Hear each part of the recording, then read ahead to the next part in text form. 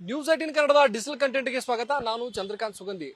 ರಾಜ್ಯದಲ್ಲಿ ಈಗಾಗಲೇ ಬರಪೀಡಿತ ತಾಲೂಕುಗಳನ್ನ ರಾಜ್ಯ ಸರ್ಕಾರ ಘೋಷಣೆ ಮಾಡಿರ್ತಕ್ಕಂಥದ್ದು 101 ತಾಲೂಕುಗಳನ್ನ ಬರಪೀಡಿತ ತಾಲೂಕು ಅಂತ ಹೇಳಿ ರಾಜ್ಯ ಸರ್ಕಾರ ಘೋಷಣೆ ಮಾಡಿದೆ. ತಕ್ಷಣಕ್ಕೆ ಅವುಗಳಿಗೆ ಬೇಕಾದಂತಹ ಪರಿಹಾರ ಕಾಮಗಾರಿಯನ್ನು ಕೂಡ ಮಾಡಕ್ಕೆ ಮುಂದಾಗಿದೆ. ಆದರೆ ಈ ಒಂದು 101 ತಾಲೂಕುಗಳ ಪೈಕಿ ಬೆಳಗಾವಿ ಜಿಲ್ಲೆಯ 15 ತಾಲೂಕುಗಳ ಪೈಕಿ ಒಂದನ್ನು ಕೂಡ ಆಯ್ಕೆಯನ್ನ ಮಾಡಿಲ್ಲ. ಹಾಗಾದ್ರೆ ಇದರ ಮಾನದಂಡ ಅನ್ನೋದು ತಪ್ಪಿದೆಯಾ ಅಥವಾ ಏನಾದರೂ ಬೆಳಗಾವಿ ಜಿಲ್ಲೆಯಿಂದ ಹೋಗ್ಬೇಕಂತ ವರದಿಯಲ್ಲಿ ಏನಾದರೂ ತಪ್ಪಾಗಿದೆಯಾ? ಹೀಗಾಗಿ ಬೆಳಗಾವಿಯಲ್ಲಿ ಈಗ ರೈತರು ಬೀದಿಗಿಳಿದು ಆಕ್ರೋಶ ವ್ಯಕ್ತಪಡಿಸಿದರೆ ಬೆಳಗಾವಿ ರೈತರ ಬೇಡಿಕೆಯನ್ನು ಮತ್ತು ಬೆಳಗಾವಿ ಜಿಲ್ಲೆ ಯಾವ ತಾಲೂಕಿನಲ್ಲಿ ಭೀಕರ ಬರದ ಸ್ಥಿತಿ ಇದೆ ಅಂತ ಹೇಳ್ತೀನಿ. ಅದಕ್ಕೂ ಮೊದಲು ನ್ಯೂಸ್ 18 ಕನ್ನಡದ ಯೂಟ್ಯೂಬ್ ಚಾನಲ್ ಸಬ್ಸ್ಕ್ರೈಬ್ ಮಾಡಿ, ಹಾಗೇನೆ ಬೆಲ್ ಐಕನ್ ಒತ್ತೋದನ್ನ ಮರೆಯಬೇಡಿ. ನ್ಯೂಸ್ 18 ಕನ್ನಡದ ಇನ್ಸ್ಟಾಗ್ರಾಮ್ ಮತ್ತು ಫೇಸ್ಬುಕ್ ಪೇಜ್ ಅನ್ನು ಕೂಡ ಫಾಲೋ ಮಾಡಿ.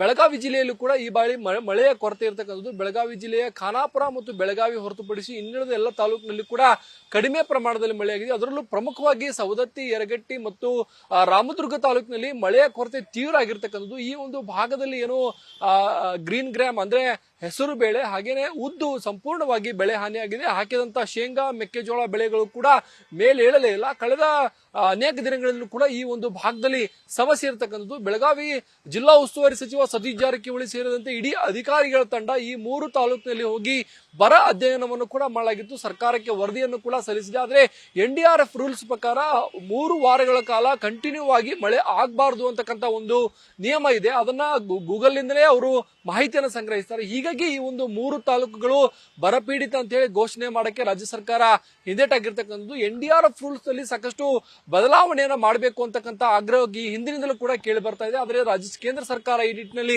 ಕ್ರಮ ವಹಿಸಿಲ್ಲ ಅಂತಕ್ಕಂಥದ್ದು ರೈತರ ಆಕ್ರೋಶವಾಗಿದೆ. ಈ ನಿಟ್ಟಿನಲ್ಲಿ ಬೆಳಗಾವಿ ಜಿಲ್ಲೆಯಲ್ಲಿ ಈಗ ರೈತರು ಬೀದಿಗಿಳಿದು ಪ್ರತಿಭಟನೆಯನ್ನ ಮಾಡ್ತಾ ಇದ್ದಾರೆ. ಯರಗಟ್ಟಿ, ಸವದತ್ತಿ, ರಾಮದುರ್ಗ ತಾಲೂಕನ್ನ ಬರಪೀಡಿತ ತಾಲೂಕು ಅಂತೇಳಿ ಘೋಷಣೆ ಮಾಡಬೇಕು. ತಕ್ಷಣ ರೈತರಿಗೆ ಪರಿಹಾರ ಕೊಡಬೇಕು ಅಂತಕ್ಕಂಥದ್ದು ಈ ಒಂದು ಭಾಗದ ರೈತ ಮುಖಂಡರ ಬೇಡಿಕೆಯಾಗಿದೆ. ಆದರೆ ರಾಜ್ಯ ಸರ್ಕಾರ ಈಗ ಮುಂದಿನ ಪಟ್ಟಿಯಲ್ಲಾದರೂ ಈ ಒಂದು 3 ತಾಲೂಕುಗಳನ್ನ ಸೇರ್ಪಡೆ ಮಾಡುತ್ತಾ ಅಂತಕ್ಕಂಥದ್ದು ಕುತೂಹಲಕ್ಕೆ ಕಾರಣವಾಗಿದೆ. ಯಾಕಂದ್ರೆ ಅಲ್ಲಿ 12-13 ದಿನಗಳ ಕಾಲ ಮಳೆ ಆಗಲ್ಲ. ಬಳಿಕ ಏನಂದ್ರೆ ಒಂದು ದಿನ ಮಳೆ ಆಗ್ಬಿಡುತ್ತೆ. ಒಂದು ದಿನ ಮಳೆ ಆದ್ರೂ ಕೂಡ ಈ NDRF ರೂಲ್ಸ್ ಪ್ರಕಾರ ಅದನ್ನ ಏನು ಬರಪೀಡಿತ ಅಂತೇಳಿ ಘೋಷಣೆ ಮಾಡಕ್ ಬರಲ್ಲ. ಜೊತೆಗೆ ಏನು ಅಂತಂದ್ರೆ ಅಲ್ಲಿ ಬೆಳೆಯನ್ನ ಪರಿಶೀಲನೆ ಮಾಡಬೇಕು.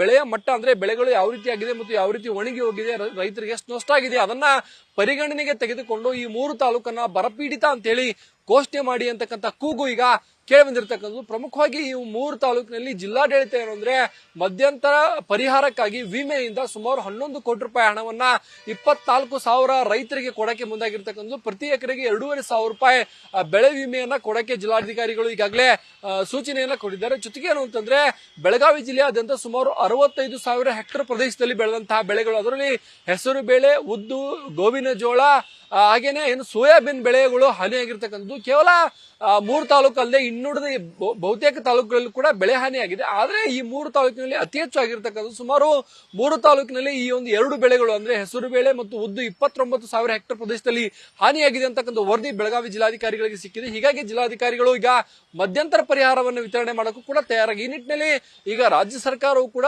ಬರಪೀಡಿತ ತಾಲೂಕುಗಳ ಪಟ್ಟಿಯಲ್ಲಿ ಈ 3 ತಾಲೂಕುಗಳ ಹೆಸರು ಈಗ ಸೇರಿಸಬೇಕು ಅಂತಕ್ಕಂಥ ಕೂಗು ಕೇಳಿ ಬರ್ತಾ ಇದೆ. ಈಗಾಗಲೇ ರೈತರು ಬೀದಿಗಿಳಿದು ಪ್ರತಿಭಟನೆ ಮಾಡ್ತಾ ಇದ್ದಾರೆ. ಜೊತೆಗೆ ಏನಂದ್ರೆ 1 ಎಕರೆಗೆ ಈಗ ಮಧ್ಯಂತರವಾಗಿ 2,500 ರೂಪಾಯಿಯನ್ನ ಹಣವನ್ನ ಕೊಡ್ತಾರೆ. ಇದು ಯಾವುದಕ್ಕೂ ಕೂಡ ಸಾಕಾಗಲ್ಲ. ಇನ್ನು ಹೆಚ್ಚಿನ ಪರಿಹಾರವನ್ನ ಕೊಡಬೇಕು. ಯಾಕಂದ್ರೆ ಹೆಸರು ಬೆಳೆಯನ್ನ ಸುಮಾರು 1.5-2 ತಿಂಗಳು ಬೆಳೆ ಅದು. ಹಾಗಾಗಿ ಆ ಹೆಸರನ್ನ ಏನು ಬಿತ್ತನೆ ಮಾಡುವಂತ ರೈತರು ಸಂಪೂರ್ಣವಾಗಿ ಹಾನಿಗೊಳಗಾಗಿದ್ದಾರೆ. ಕಳೆದ ಬಾರಿ ಅತಿವೃಷ್ಟಿಯಿಂದ ಬೆಳಗಾವಿ ಜಿಲ್ಲೆಯಾದ್ಯಂತ ಹೆಸರು, ಉದ್ದು ಹಾಳಾಗಿತ್ತು. ಆದ್ರೆ ಈ ಬಾರಿ ಅನಾವೃಷ್ಟಿಯಿಂದ ಅಂದ್ರೆ ಮಳೆ ಆಗದೇ ಇರೋ ಕಾರಣಕ್ಕೆ ಈ 3 ತಾಲೂಕಿನಲ್ಲಿ ಬೆಳೆಗಳು ಹಾನಿಗೊಂಡಿವೆ. ಹೀಗಾಗಿ ಸರ್ಕಾರ ಈ 3 ತಾಲೂಕನ್ನ ಬರಪೀಡಿತ ಅಂತೇಳಿ ಘೋಷಣೆ ಮಾಡಬೇಕು. ಜೊತೆಗೇನು ಅಂದ್ರೆ ಈಗ ಮಧ್ಯಂತರ ಪರಿಹಾರಕ್ಕಾಗಿ ಹೆಸರು ಬೇಳೆ ಮತ್ತು ಉದ್ದನ್ನ ಯಾವ ರೀತಿ ಪರಿಗಣನೆಗೆ ತೆಗೆದುಕೊಂಡಿದೆ, ಅದೇ ರೀತಿ ಮೆಕ್ಕೆಜೋಳ ಮತ್ತೆ ಇನ್ನೊಂದು ಏನು ಸೋಯಾಬೀನ್ ಅನ್ನು ಕೂಡ ಮಧ್ಯಂತರ ಪರಿಹಾರಕ್ಕಾಗಿ ಜಿಲ್ಲಾಡಳಿತ ಕೂಡ ಆ ರೀತಿಯಲ್ಲಿ ಚಿಂತನೆಯನ್ನ ನಡೆಸಿರ್ತಕ್ಕಂಥದ್ದು. ಬೆಳಗಾವಿ ಜಿಲ್ಲಾಧಿಕಾರಿ ಮೊಹಮ್ಮದ್ ರೋಷನ್ ಕೂಡ ಈ ನಿಟ್ಟಿನಲ್ಲಿ ಮಾಹಿತಿಯನ್ನ ಹಂಚಿಕೊಂಡಿದ್ದಾರೆ. ಬೆಳಗಾವಿ ಜಿಲ್ಲೆನಲ್ಲಿ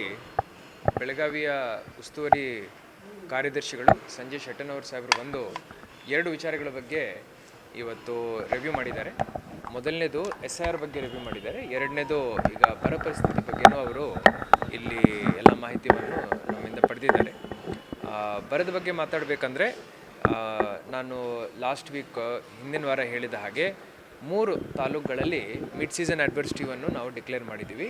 ಹೆಸರುಕಾಳು ಮತ್ತು ಉದ್ದು ಒಟ್ಟು 29,000 ಹೆಕ್ಟೇರ್ಗಳಲ್ಲಿ ಇನ್ಶೋರ್ಡ್ ಕ್ರಾಪ್ಸ್ ಏನಿದ್ದಾವೆ ಹೆಸರುಕಾಳು ಮತ್ತು ಉದ್ದು, ಆ ಇನ್ಶೋರ್ಡ್ ಕ್ರಾಪ್ ರೈತರಿಗೆ ಸರಿಸುಮಾರು 11 ಕೋಟಿ ಬರೋ ರೀತಿಯಲ್ಲಿ 3 ತಾಲೂಕುಗಳಲ್ಲಿ ಮಿಡ್ ಸೀಸನ್ ಅಡ್ವರ್ಸಿಟಿ 2 ಇನ್ಶೋರ್ಡ್ ಕ್ರಾಪ್ಸ್ಗೆ ನಾವು ಡಿಕ್ಲೇರ್ ಮಾಡ್ಕೊಂಡಿದ್ವಿ.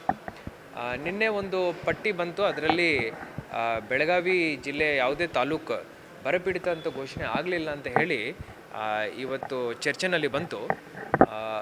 ಬರಪೀಡಿತ ಅಂತ ಘೋಷಣೆ ಮಾಡಲಿಕ್ಕೆ ಮೂಲತಃ 2 ಕಂಡೀಷನ್ಸ್ ನಾವು ನೋಡ್ತೀವಿ. ಸರ್ಕಾರ ಮಟ್ಟದಲ್ಲಿ ಇಡೀ ಮುಂಗಾರು ಮಳೆಯಲ್ಲಿ ವಿಪರೀತ ಮಳೆ ಕೊರತೆ ಎಲ್ಲೆಲ್ಲಿ ಆಗಿದ್ದಾವೆ ಅದನ್ನು ಸಿವಿಯರ್ ಹಾಗೂ ಮಾಡ್ರೇಟ್ ಡ್ರೌಟ್ ತಾಲೂಕು ಅಂತ ಹೇಳಿ ಅವರು ಅಲ್ಲಿಂದ ಘೋಷಣೆ ಮಾಡ್ತಾರೆ. ಅದು ಮೊದಲನೇ ಹಂತದಲ್ಲಿ ಒಂದು ಲಿಸ್ಟ್, ಎರಡನೇ ಹಂತದ ಲಿಸ್ಟ್ ನಿನ್ನೆ ಮಾನ್ಯ ಸರ್ಕಾರದಿಂದ ಡಿಕ್ಲೇರ್ ಆಗಿ ಬಂದಿದೆ. ಈಗ ನಮ್ಮ ಕಡೆ ಇರುವಂಥ ಬರ ಪರಿಸ್ಥಿತಿ ಹೆಂಗಿದೆ ಅಂದರೆ 15 ತಾಲೂಕುಗಳ ಪೈಕಿ 13 ತಾಲೂಕಲ್ಲಿ ಮಳೆ ಕೊರತೆ ಇದೆ.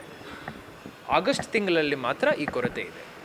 ಹಿಂಗೆ ಬರೀ ಒಂದು ತಿಂಗಳಲ್ಲಿ ಕೊರತೆ ಇದ್ದಾಗ ಸತತವಾಗಿ 3 ವಾರ ಮಳೆ ಆಗಲಿಲ್ಲ ಅಂದರೆ ಆ ತಾಲೂಕುಗಳನ್ನು ಕನ್ಸಿಕ್ಯೂಟಿವ್ 3 ವೀಕ್ಸ್ ಮಳೆ ಆಗಲಿಲ್ಲ ಅಂತ ಹೇಳಿ ಬರಪೀಡಿತ ತಾಲೂಕು ಅಂತ ಘೋಷಣೆ ಮಾಡಬಹುದು. ಸೊ ಇದರ ಬಗ್ಗೆ ಸರ್ಕಾರ ಮಟ್ಟದ ಗಮನಕ್ಕೆ ಆಲ್ರೆಡಿ ಬೆಳಗಾವಿ ಪರಿಸ್ಥಿತಿ ಇದೆ. ಆದರೆ ಬೇರೆ ಕಡೆ ವಿಪರೀತ ಮಳೆ ಕೊರತೆ ಇದೆ ಅಂತ ಹೇಳಿ ಆ ತಾಲೂಕುಗಳನ್ನು ಫಸ್ಟ್ ಡಿಕ್ಲೇರ್ ಮಾಡ್ಕೊಂಡಿದ್ದಾರೆ. ನಾವು ನಮ್ಮ ರೇನ್ ಗೇಜ್ ಡೇಟಾ ಪ್ರಕಾರ ಸದ್ಯಕ್ಕೆ 15 ತಾಲೂಕುಗಳ ಪೈಕಿ 13 ತಾಲೂಕಲ್ಲಿ ಸರಿಸುಮಾರು 25ರಷ್ಟು ಕೊರತೆ ಆಗಸ್ಟ್ ತಿಂಗಳಲ್ಲಿ ಮಳೆಯಲ್ಲಿ ನಾವು ನೋಡಿದ್ದೀವಿ. ಸೊ ಈ ಮಾಹಿತಿ ಸರ್ಕಾರದ ಹತ್ರ ಇದೆ. ನಾವು ಪರಿಸ್ಥಿತಿಯನ್ನು ಬಹಳ ಸೂಕ್ಷ್ಮತೆಯಿಂದ ನೋಡ್ತಾ ಇದ್ದೀವಿ. ಜಿಲ್ಲಾ ಮಟ್ಟದಲ್ಲಿ ಹಾಗೂ ಸರ್ಕಾರ ಗಮನಕ್ಕೂ ನಾವು ಇದನ್ನು ತಂದಿದ್ದೀವಿ. ಅವರ ರೇನ್ ಗೇಜ್ ಡೇಟಾನು ನಮ್ಮ ಡೇಟಾ ಜೊತೆ ಅವರು ಮ್ಯಾಚ್ ಮಾಡ್ಕೊಳ್ತಾ ಇದ್ದಾರೆ. ಇದೇ ಪರಿಸ್ಥಿತಿ ಇನ್ನೊಂದು 2-3 ದಿವಸ ಮುಂದುವರೆದಿದೆ ಅಂದರೆ ನಮ್ಮ ಕಡೆಯೂ ಆ ಒಂದು ಕ್ಲಾಸ್ ಏನಿದೆ, ಸತತವಾಗಿ 3 ವಾರ ಮಳೆ ಕೊರತೆ ಅಂತ ಕ್ಲಾಸ್ ಏನಿದೆ, ಆ ಕ್ಲಾಸ್ ಅಡಿಯಲ್ಲಿ ನಮ್ಮ ತಾಲೂಕುಗಳನ್ನು ಅವರು ಬರಪೀಡಿತ ತಾಲೂಕಂತ ಘೋಷಣೆ ಮಾಡೋ ಸಾಧ್ಯತೆಗಳಿದ್ದಾವೆ. ಇದನ್ನು ಹೊರತುಪಡಿಸಿ ಹೆಚ್ಚುವರಿ ಪಟ್ಟಿ ಆಗೋ ಸಾಧ್ಯತೆಗಳಿದ್ದಾವೆ. ಈಗ 2ನೇ ಪಟ್ಟಿ ಆಲ್ರೆಡಿ ಆಗಿದೆ. ಸೊ ಇನ್ನೊಂದು ಪಟ್ಟಿ ಬರೋ ಸಾಧ್ಯತೆ ಇದೆ. ಅದರಲ್ಲಿ ಈ ಒಂದು ಕಂಡೀಷನ್ ಕ್ವಾಲಿಫೈ ಆಗುತ್ತೆ. ಬೇರೆ ಕಡೆ ಈ ಕಂಡೀಷನ್ ಬೇಸಿಸ್ ಮೇಲೆ ಆಗಲಿಲ್ಲ, ಅಲ್ಲಿ ಮಳೆನೇ ಆಗಲಿಲ್ಲ. ಸೊ ಜುಲೈನಲ್ಲಿನೂ ಆಗಲಿಲ್ಲ, ಆಗಸ್ಟಲ್ಲಿನೂ ಆಗಲಿಲ್ಲ. ಆ ತಾಲೂಕು ಇಡೀ ಮುಂಗಾರು ಮಳೆಯಲ್ಲಿ ಕೊರತೆ ಇದೆ ಅಂತ ಹೇಳಿ ಆ ಕ್ರೈಟೀರಿಯಾ ಮೇಲೆ ಆ 2 ಪಟ್ಟಿಗಳಲ್ಲಿ ಬರಪೀಡಿತ ತಾಲೂಕುಗಳಂತ ಘೋಷಣೆ ಆಯಿತು.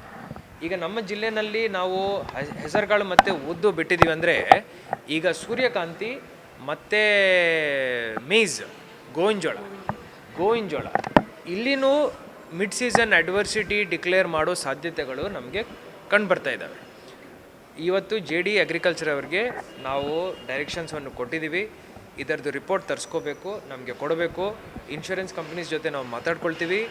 ಎಲ್ಲೆಲ್ಲಿ ಸೂರ್ಯಕಾಂತಿ ಹಾಗೂ ನಮ್ಮ ಗೋವಿನ ಜೋಳ 50%ಕ್ಕಿಂತ ಜಾಸ್ತಿ ಕ್ರಾಪ್ ಡ್ಯಾಮೇಜ್ ಆಗಿದೆ, ಅಲ್ಲಿ ಮಿಡ್ ಸೀಸನ್ ಅಡ್ವರ್ಸಿಟಿ ಡಿಕ್ಲೇರ್ ಮಾಡಲಿಕ್ಕೆ ಸಾಧ್ಯವಾಗಿದೆ. ಜೊತೆಗೆ ಏನು ಅಂತಂದ್ರೆ ಮುಂದಿನ ದಿನಗಳಲ್ಲಿ ಅಂದ್ರೆ ಮುಂದಿನ ತಾಲೂಕುಗಳ ಘೋಷಣೆ ಸಂದರ್ಭದಲ್ಲಿ 3 ತಾಲೂಕು ಸೇರ್ಪಡೆ ಆಗುವಂತ ಸಾಧ್ಯತೆ ಇದೆ. ಇಲ್ಲಿ ಕಳೆದ ಬರ ಅಧ್ಯಯನ ತಂಡ ಭೇಟಿ ಕೊಡೋ ಸಂದರ್ಭದಲ್ಲಿ 2 ವಾರಗಳಿಂದ ಸತತವಾಗಿ ಮಳೆ ಆಗಿರಲಿಲ್ಲ, ಬಳಿಕ ತುಂತುರು ಮಳೆ ಆಗಿತ್ತು. ಹೀಗಾಗಿ ಅದು ಬೆಳೆಗೂ ಕೂಡ ಸಾಕಾಗ್ತಿಲ್ಲ. ಜೊತೆಗೆ ಏನಂದ್ರೆ ಇಲ್ಲಿ ಬರಪೀಡಿತ ಅಂತ ಘೋಷಣೆ ಮಾಡೋಕ್ಕೂ ಕೂಡ ಸಾಕಾಗ್ತಿಲ್ಲ. ಹೀಗಾಗಿ ಏನು ಅಂತಂದ್ರೆ ಸಾಕಷ್ಟು ಸಮಸ್ಯೆ ಆಗಿದೆ. NDRF ಗೈಡ್ಲೈನ್ಸ್ ಇದೆ, ಅದರಲ್ಲಿ ಸಾಕಷ್ಟು ಬದಲಾವಣೆ ಮಾಡಬೇಕಂತ ಅನಿವಾರ್ಯತೆ ಇದೆ. NDRF ಗೈಡ್ಲೈನ್ಸ್ ಅನ್ನ ಮುಂದಿಟ್ಟುಕೊಂಡೇ ಯಾವುದೇ ಪರಿಹಾರವನ್ನು ಕೊಡ್ತಾರೆ, ಅದು ಯಾವುದಕ್ಕೂ ಕೂಡ ಸಾಕಾಗಲ್ಲ. ಯಾಕಂದ್ರೆ 1 ಎಕರೆ ಹೆಸರು ಬೆಳೆಯನ್ನ ಬಿತ್ತಬೇಕಾದ್ರೆ ಸುಮಾರು 25,000-30,000 ರೂಪಾಯಿ ರೈತರು ಖರ್ಚನ್ನ ಮಾಡಿದ್ದಾರೆ. ಆ ಖರ್ಚಿನ ಅರ್ಧದಷ್ಟು ಹಣ ಕೂಡ ಪರಿಹಾರದ ರೂಪದಲ್ಲಿ ಬರಲ್ಲ. ಹೀಗಾಗಿ ರೈತರಿಗೆ ಬಂಡವಾಳ ಹಾನಿಯಾಗುವಂತ ಆತಂಕ ಈಗ ಶುರುವಾಗಿರ್ತಕ್ಕಂಥದ್ದು. ಮತ್ತು ಬಿತ್ತಿದಂತ ಶೇಂಗಾ ಮೇಲೆ ಏಳಲೇ ಇಲ್ಲ ಅಂತ ಸ್ಥಿತಿ ನಿರ್ಮಾಣವಾಗಿದೆ. ಜೊತೆಗೆ ಏನು ಅಂದ್ರೆ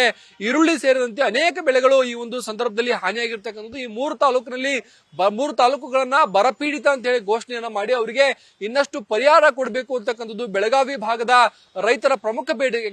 ಇಡೀ ಭಾರತದೊಳಗೆ ಇವತ್ತು ಏನಾಗಿದೆ ಅಂದ್ರೆ ಬರದ ಮೂಡಚೆ ಆವರಿಸೈತಿ. ಅಂಥದ್ರೊಳಗೆ ಕರ್ನಾಟಕ ರಾಜ್ಯದೊಳಗೆ ತಾವೆಲ್ಲ ತಮ್ಮ ಮಾಧ್ಯಮ ಮುಖಾಂತರ ನೋಡ್ತಿದ್ದೇವೆ, ಇಷ್ಟು ತಾಲೂಕು ಬರ ಘೋಷಣೆ ಮಾಡ್ಯಾರ ಅಂತ ಹೇಳ್ತಾರೆ. ಬಟ್ ಇನ್ನೂ ನಮ್ಮ ಬೆಳಗಾವಿ ಜಿಲ್ಲೆ ಯಾಕೆ ನೀವು ಬರ ಅಂತ ಘೋಷಣೆ ಮಾಡಿಲ್ಲ ಅಂತೇಳಿ ಇವತ್ತು ಜಿಲ್ಲಾಡಳಿತ ಹಾಗೂ ನಮ್ಮ ರಾಜ್ಯ ಸರ್ಕಾರ ನಾವು ಕೇಳಬೇಕಾಗೈತಿ. ಇವತ್ತು ಏನು ನೀವು ನಿಮ್ಮನ್ನು ಜನಪ್ರತಿನಿಧಿ ಏನು ಚುನಾವಣೆತರಾದಂಥ 18 ಮಂದಿ MLAಗಳ ಏನು ಮಲ್ಕೊಂಡಿರಿ ನೀವು ಇವತ್ತು ಸದನ ನಡೆದೈತೆ ಆ ಸದನದಾಗ ಇದ್ರ ಬಗ್ಗೆ ಚರ್ಚೆ ಮಾಡುವಂಥ ಒಂದು ಪರಿಜ್ಞಾನ ಇಲ್ಲ ನಿಮಗೆ ನಾವು ಕೇಳಬೇಕಾಗೈತೆ. ಅದೇ ರೀತಿ ಸೆಂಟ್ರಲ್ ಮಿನಿಸ್ಟರ್ಗಳು 3 ಜನ ನಮ್ಮ ಮೂರು ಜನ ನಮ್ಮ ಕೇಂದ್ರದಂಥ ಸಂಸದರದೇ ರೀ. 3 ಜನ ನೀವೇನು ಮಾಡತ್ತೀರಿ? ನಿಮಗೆ ಏನಾರ ಚುನಾವಣೆ ಸಂದರ್ಭದಾಗ ಮಾತ್ರ ನಮ್ಮ ರೈತರ ಹತ್ರ ಬರೋಕೆ ನಿಮಗೆ ಟೈಮ್ ಇರ್ತೈತಿ. ಇಂಥ ಬರಗಾಲ ಬಂದಾಗ ಇಂಥ ಏನು ರೈತ ಸಂದಿಗ್ಧ ಪರಿಸ್ಥಿತಿ ಒಳಗೆ ರೈತನ ಕಣ್ಣೀರು ನಿಮ್ಗೆ ಒರೆಸುವಂಥ ಪರಿಜ್ಞಾನ ಇಲ್ಲನ. ಅದಕ್ಕಾಗಿ ತಕ್ಷಣ ನೀವು ಏನಾಗೈತೆ ಅಂದರೆ ಜಿಲ್ಲಾಡಳಿತ ಎಚ್ಚೆತ್ತಬೇಕು. ಅದೇ ರೀತಿ ರಾಜ್ಯ ಸರ್ಕಾರ ಕೇಂದ್ರ ಸರ್ಕಾರವನ್ನು ಇದ್ರೊಳಗೆ ಗಮನ ಹರಿಸಿ ನಮ್ಮ ರಾಜ್ಯದಲ್ಲಿರ್ತಕ್ಕಂಥ ಬೆಳಗಾವಿ ಜಿಲ್ಲೆ ನಮ್ಮ ದೊಡ್ಡ ಜಿಲ್ಲೆ. ಇವತ್ತು ಬೆಳಗಾವಿ ಕರ್ನಾಟಕದಾಗ ದೊಡ್ಡ ಜಿಲ್ಲೆ ಇರತಕ್ಕಂಥ ಬೆಳಗಾವಿ ಜಿಲ್ಲೆ, ಅಂಥ ಜಿಲ್ಲೆಯನ್ನು ನೀವು ಇವತ್ತು ಬರ ಘೋಷಣೆಯಿಂದ ಕೈ ಬಿಟ್ಟಿದ್ದಾರೆ. ಅದ್ರಾಗ ಬರ ಅಧ್ಯಯನ ತಂಡ ಬಂದು ಬರೀ ಕಾಟಾಚಾರಕ್ಕೆ ಬಂದು ಏನಾಗೈತೆ ಅಂದ್ರೆ 3 ತಾಲೂಕು ಬೆಳಗಾವಿ ಜಿಲ್ಲೆಯೊಳಗೆ ಯರಗಟ್ಟಿ, ಸವದತ್ತಿ, ರಾಮದುರ್ಗ 3 ತಾಲೂಕುಗಳನ್ನ ಮಾತ್ರ ನೀವು ಬರ ಅಂತೇಳಿ ಘೋಷಣೆ ಮಾಡಿ ಹೇಳಿದ್ದಾರೆ. ಬಟ್ ಪಟ್ಟಿ ಒಳಗೆ ನಾವು ಇವತ್ತು ಬೆಳಗಾವಿ ಜಿಲ್ಲೆಯನ್ನು ಕೈ ಬಿಟ್ಟಿದ್ದಾರೆ. ಇದು ಎಂಥ ತಂತ್ರ ನಿಮ್ಮದೊಂದು ನಾವು ಕೇಳಬೇಕಾಗೈತಿ. ಅದೇ ರೀತಿ ಬೆಳಗಾವಿ ಜಿಲ್ಲೆ ಇರದಲ್ಲಿ 14-15 ತಾಲೂಕು ಅದಾವ. ಈ ಎಲ್ಲ ತಾಲೂಕುಗಳಲ್ಲಿ ಇವತ್ತು ಏನಾಗೈತೆ ಅಂದ್ರೆ ನೋಡೋಕೆ ಮಾತ್ರ ಇವತ್ತು ನಮ್ಮ ಬೈಲೊಂಗಲ್ಲ ಕಿತ್ತೂರು ಭಾಗದಾಗ ಹೋರಿ ನೀವು ನೋಡೋಕೆ ಏನು ಅನಿಸ್ತೈತೆ ಅಂದ್ರೆ ಬೆಳೆ ಹಚ್ಗೆ ಐತಲ್ಲ, ಏನಾಗೈತೆ ಅಂದ್ರೆ ಅದ್ರೊಳಗೆ ಕಾಯಿ ಒಂದು ಕಾಳು ಗಟ್ಟಿಲ್ಲ. ಕಾಳನ್ನ ಕಟ್ಬೇಕಾದ್ರೆ ಮಳೆ ಬೇಕು. ಮಳೆ ನಮ್ಮಲ್ಲಿ ಏನು ಬ್ಲ್ಯಾಕ್ ಔಟನ್ ಸಾಯಿಲ್ ಇರೋದ್ರಿಂದ ಬೆಳೆ ಎಲ್ಲ ಸೊದಿ ಬಂದೈತೆ ಅಷ್ಟೇ ಸ್ವಲ್ಪ ಮಳೆಗೆ. ಆದರೆ ಸಂಪೂರ್ಣವಾಗಿ ಏನಾಗಿಲ್ಲ ಅಂದ್ರೆ ಕಾಳು ಗಟ್ಟಿಲ್ಲ. ಇವತ್ತು ಇಳುವರಿ ನಾವು ನಾಳೆ ಒಕ್ಕಾಕೆ ಹೋದಾಗ ಇಳುವರಿ ಏನು ಸಂಪೂರ್ಣ ಜೀರೋ ಮಾಡಿದಂಥ ಖರ್ಚು ವೆಚ್ಚ ಸಿಕ್ಕಾಪಟ್ಟೆ ಲಕ್ಷಾಂತರ ರೂಪಾಯಿ ಇವತ್ತು ಗೊಬ್ಬರ, ಬೀಜ, ಔಷಧಿಗಳಿಗೆ ಸಾಕಷ್ಟು ಖರ್ಚು ಮಾಡಿದ್ವಿ ನಾವು ಇವತ್ತು. ಆದರೆ ರೈತ ಇವತ್ತು ದುಡ್ಡೆಲ್ಲ ಹೊಲ್ದಾಗ ಹಾಕಿ ಕೈ ಹಿಚ್ಕುವಂಥ ಪರಿಸ್ಥಿತಿ ಬಂದೈತಿ. ಇದು ಹಿಂಗೆ ಮುಂದುವರೆದ್ರೆ ಸರಣಿ ಆತ್ಮಹತ್ಯೆಗಳು ಆಗ್ಬೇಕಾಗೈತೆ. ಸರ್ಕಾರ ತಕ್ಷಣ ಎಚ್ಚೆತ್ತುಕೊಳ್ಬೇಕು, ರೈತನ ಕಣ್ಣೀರಿಸುವಂಥ ಕೆಲಸ ಮಾಡಬೇಕು. ತಕ್ಷಣ ಏನಂದ್ರೆ ಕೇಂದ್ರ ಮತ್ತು ರಾಜ್ಯ ಸರ್ಕಾರಗಳು ಬರಗಾಲ ಘೋಷಣೆ ಮಾಡಿ ಬರಗಾಲಕ್ಕೆ ಸಂಬಂಧಪಟ್ಟಂಥ ಏನು ಕಾಮಗಾರಿ ಸಂಬಂಧ ಎಲ್ಲ ಅನುದಾನಗಳು ಬಿಡುಗಡೆ ಮಾಡಿ ರೈತರ ಒಂದು ಭಾಳ ಹಸರು ಮಾಡ್ಬೇಕಂತೇಳಿ ತಮ್ಮ ಮುಖಾಂತರ ನಾವು ಮಾಧ್ಯಮ ಮುಖಾಂತರ ಹೇಳ್ತಾ ಇದ್ದೀವಿ. ಅಲ್ಲ ಅದು ಅಲ್ರಿ ಜಿಲ್ಲಾ ಉಸ್ತುವಾರಿ ಸಚಿವರು ಅಂತ ಹೇಳ್ತಾರೆ. ಜಿಲ್ಲಾ ಉಸ್ತುವಾರಿ ಸಚಿವರು ನಮ್ಮ ಜಿಲ್ಲೆಯೊಳಗೆ 2 ಮಿನಿಸ್ಟರ್ ಅದಾರ. ಇವತ್ತು ನಮ್ಮ ಕರ್ನಾಟಕದಾಗ ನಮ್ಮ ಬೆಳಗಾವಿ ಜಿಲ್ಲೆಯೊಳಗೆ 2 ಮಿನಿಸ್ಟರ್ ಅದಾರ. ಒಬ್ಬರು ಸತೀಶ್ ಜಾರಕಿಹೊಳಿ ಅವರು, ಒಬ್ಬರು ಲಕ್ಷ್ಮಣ ಸವದಿ ಅವರು.